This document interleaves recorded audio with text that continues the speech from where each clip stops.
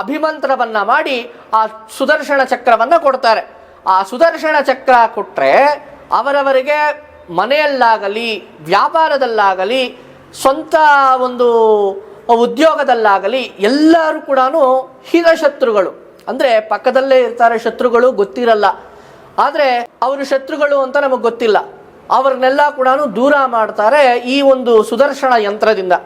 ಅದೆಲ್ಲ ಕೂಡ ಅಮಾವಾಸ್ಯ ದಿವಸ ಸ್ವಾಮಿಯ ಒಂದು ಅನುಗ್ರಹದಿಂದ ಎಲ್ರಿಗೂ ಕೂಡ ಈ ಒಂದು ಸುದರ್ಶನ ಯಂತ್ರ ಇತ್ಯಾದಿಗಳೆಲ್ಲ ಕೂಡ ಕೊಡೋದು ಉಂಟು.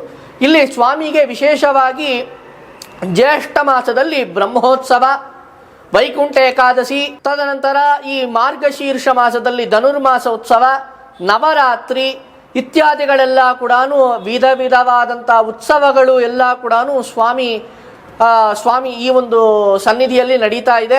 ಈ ಒಂದು ಸನ್ನಿಧಿಯಲ್ಲಿ ವಿಶೇಷವಾಗಿ ನಾನು ಹಾಗೆ ಹೇಳ್ದಂಗೆ